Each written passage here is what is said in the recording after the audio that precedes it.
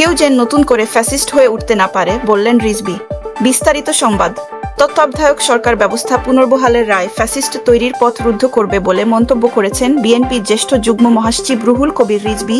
তিনি বলেছেন, ক্ষমতায় টিকে থাকতে তত্ত্বাবধায়ক সরকার ব্যবস্থা বাতিল করেছিলেন শেখ হাসিনা। গণতন্ত্রের পথচলায় কেউ যেন নতুন করে ফ্যাসিস্ট হয়ে উঠতে না পারে, সেজন্য তত্ত্বাবধায়ক সরকার পুনর্বহালের রায় ইতিবাচক হিসেবে কাজ করবে।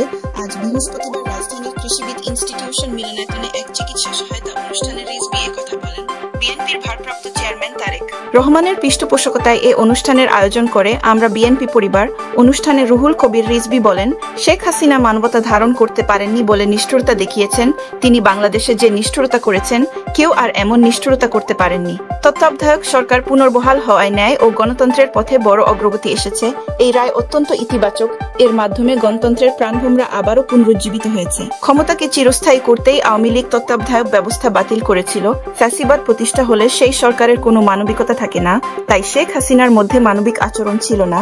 রাষ্ট্র ক্ষমতায় তিনি কঠোর ও নিষ্ঠুরতা প্রদর্শন করেছেন। বিএনপির ভারপ্রাপ্ত চেয়ারম্যান তারেক রহমান এবারও তার জন্মদিন পালন না করার নির্দেশ দিয়েছেন বলে জানান রুহুল কবির রিজভী। এর কারণ ব্যাখ্যায় তিনি বলেন, কত মানুষ অসুস্থ, ক্ষুধার্ত, অভাবের তাড়নায় বা হাসপাতালের বিল পরিশোধ করতে না পেরে মা তার সন্তানকে বিক্রি করে দিচ্ছে। এই অবস্থায় কিভাবে জন্মদিন পালন করবেন তারেক রহমান? মানুষকে কষ্টে রেখে তারেক রহমান জন্মদিন পালন করতে চাননি উল্লেখ করে রিজভী বলেন, আমরা বিএনপি পরিবারের মাধ্যমে তিনি অসহায় মানুষদের পাশে দাঁড়াচ্ছেন, তাদের নানাভাবে সহায়তা দেওয়ার চেষ্টা করছেন। যদি বিএনপি ক্ষমতায় আসে, তাহলে তারেক রহমানের মানবিক ও সেবামূলক কর্মকাণ্ডের পরিধি আরও বাড়বে।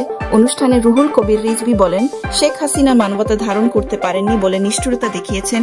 তিনি বাংলাদেশে যে নিষ্ঠুরতা করেছেন, কেউ আর এমন নিষ্ঠুরতা করতে পারেননি। আজ বৃহস্পতিবার রাজধানীর কৃষিবিদ ইনস্টিটিউশন মিলনায়তনে এক চিকিৎসা সহায়তা অনুষ্ঠানে রিজভী এসব কথা বলেন।